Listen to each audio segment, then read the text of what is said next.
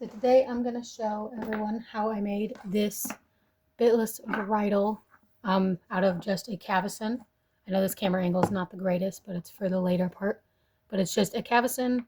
These are D-rings. The one I'm going to make later is going to be just regular O-rings from a flower hackamore that I cut off. And then shoelace. And that's it. And it's very nice. It's very sturdy. It also doesn't have any pressure points or any rough parts on this side. I made sure all this stayed really flat. And it looks a little bit different if you get D-rings versus the round rings, but the process is going to be pretty much the same. So let's get started. I'm going to start by showing you guys what it's going to look like on the finished side. So it's a little bit of a mess, but also, like, again, very smooth for the horse. And then obviously I'm using white shoelace so you guys can see it really well. I would personally prefer a black or a brown shoelace just to match the leather. I don't need it to pop. If you want it to pop, great. But I'm going to start on this side. What we're going to do is we're going to take our ring and just string it through on the string just once.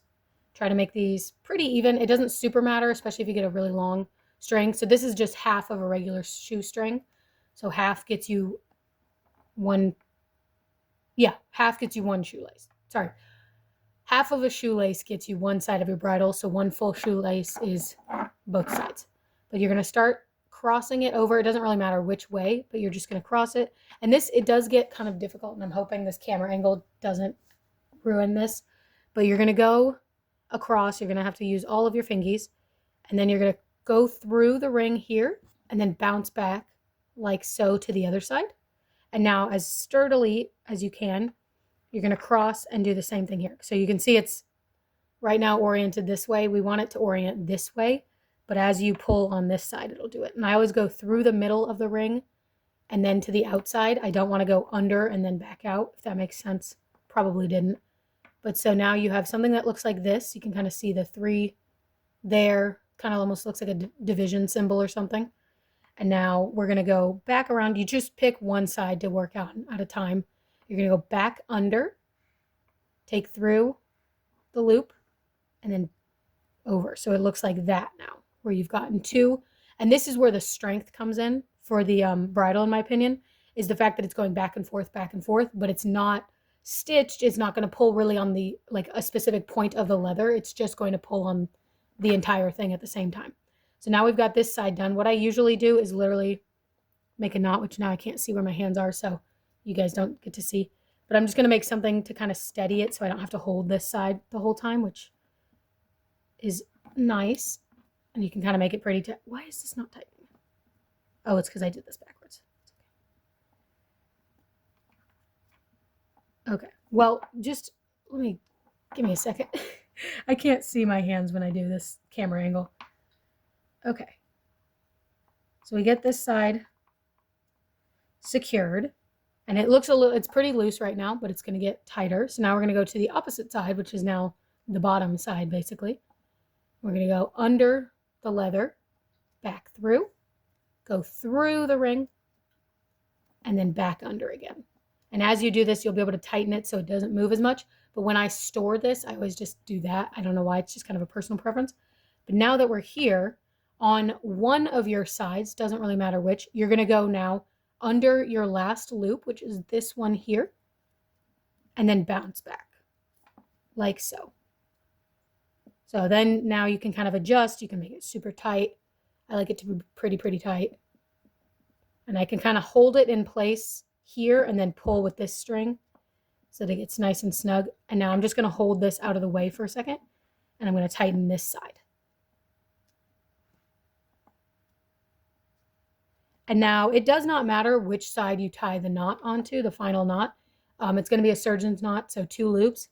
I think it probably makes just a little bit more sense on this side, only because then you don't have to worry about flapping on the horse as much. But you're just going to take your last loop here, come across, and now you've got both strings crossing here.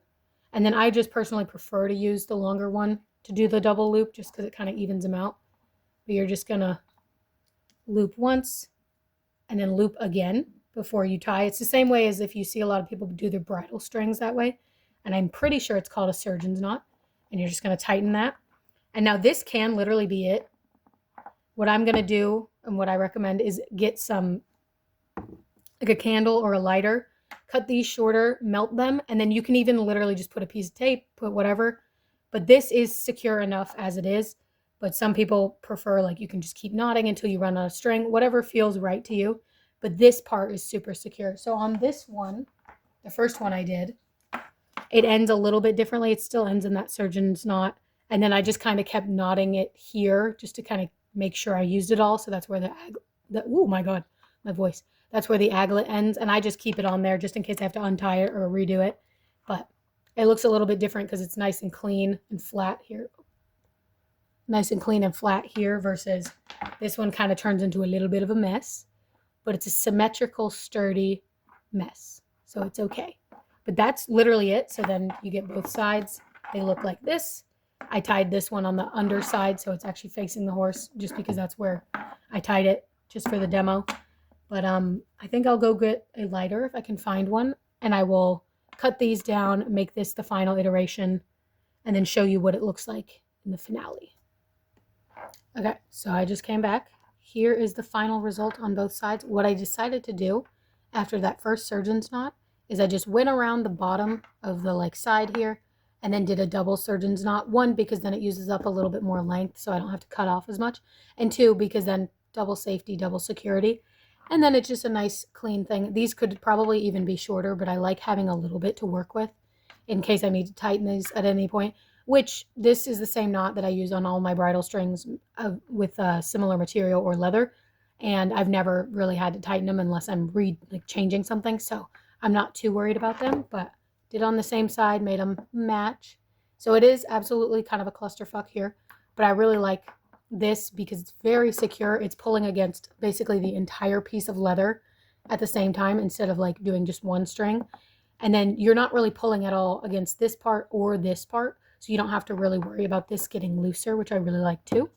And then that's it. And I really like these more so. I will ride with just these. I'm not afraid of like I think if you like need the control of a bit, then you're doing something wrong. But I digress. But I do like to use these when I'm starting a horse that hasn't had a bit in their mouth in the first place, because I can pull as if I'm like riding with a halter or riding with a normal side pull, but have the bit in the bridle, like a separate bridle with a bit, in order to do either double reining or just have the bit in their mouth and let them kind of figure that out. But obviously this one's a little bit less pretty to look at because the white on brown makes it a little bit more contrasting. But when you get like a dark shoelace like that, like you can barely see it, it looks honestly really good. I really like this one. This one's probably got just a slightly thicker, maybe, noseband, and it's just a thicker all around, I think. But it's secure enough. I've never had any issues, even with horses that are just starting out with like any sort of pulling, riding, whatever. So I really like them. I hope this is great for anyone. And if anyone wants to buy one, I have these to sell. So I guess, yeah.